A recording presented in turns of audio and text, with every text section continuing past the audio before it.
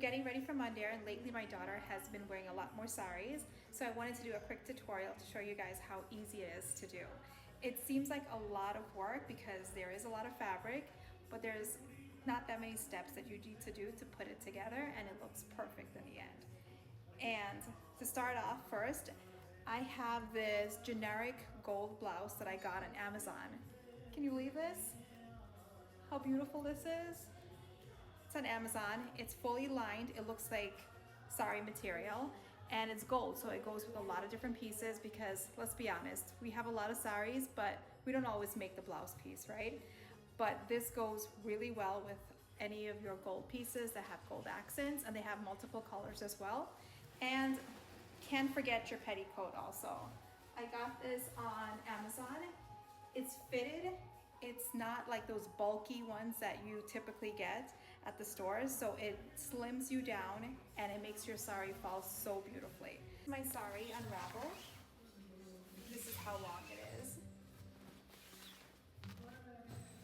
And this is the end. It's called a pallu.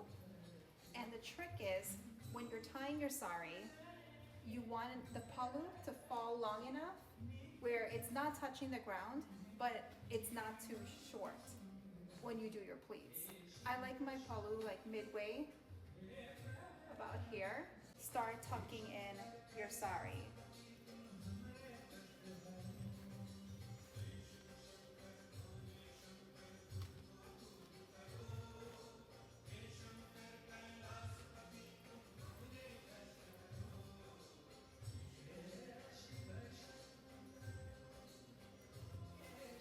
And the blouse piece is already cut out from the sari, but it's not made yet. So if you did have the blouse piece, you would just wrap this on around a couple of times if you didn't want to cut it, or just cut it out before you start pleating. So see that the border is tucked in, and you could give it a pin here if you want to keep it secure, but I'm good. I'm going to pin it midway through. And if you want to make sure that you're going in the right direction, when you're crossing this over, this should fall in your left side like this. So you drape your sari typically on the left side. You hold it here. Thank you. Gotta start pleating. So you want me to hold this side, right? Yeah. I'm gonna be the. Okay. Thank you.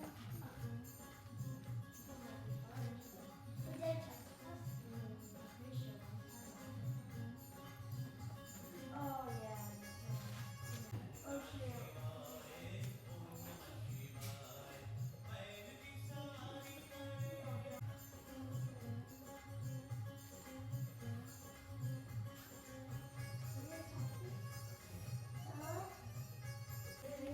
The pin is in now. Time to finish up the last part.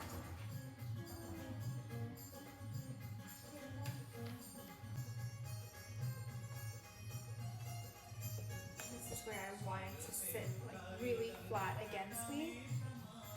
So you tuck in that part there, and you could pin it here if you like, but it's pretty secure, so you don't really need to. That's why it's important to get a really snug petticoat. Oh my god. Okay, and you see like how this sits flat here? I don't like when this pleat starts going crazy, so making sure that this part folds over really nice and these pleats sit flat, really important. Okay, now to do the final piece, and let's drape our pallu. And take your time here to make sure that this pleats properly also. And see, perfect length. Because I usually go to Monday or two, you want a little bit extra, that way you can cover your head, but you could have it a little bit shorter if you don't want it too long, but this is perfect. So let me pleat this part now.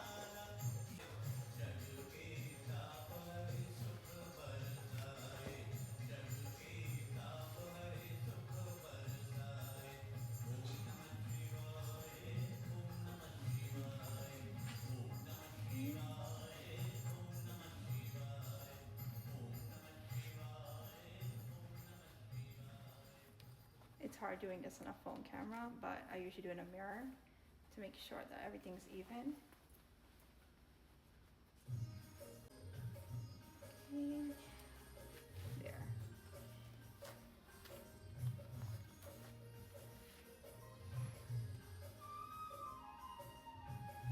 I've been wearing saris like forever. There. I love it. And this is how I always have pleated my saris since I was younger. And Pandit Keisha's mom actually taught me to do it this way. She would come for our jandies and get me all dressed and pleat my sari like this. I know there's ways that you could do it where you set the pallu first and then you gauge how much you need to pleat for the inside, but I feel like I always come back to this way, and it sets and it falls so perfectly.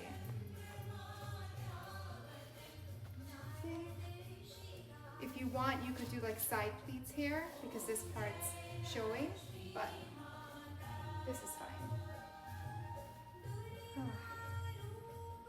And the silkier the sari is, the harder it is, but to pleat at least, but having an extra set of hands definitely helps out. So there you go, all done.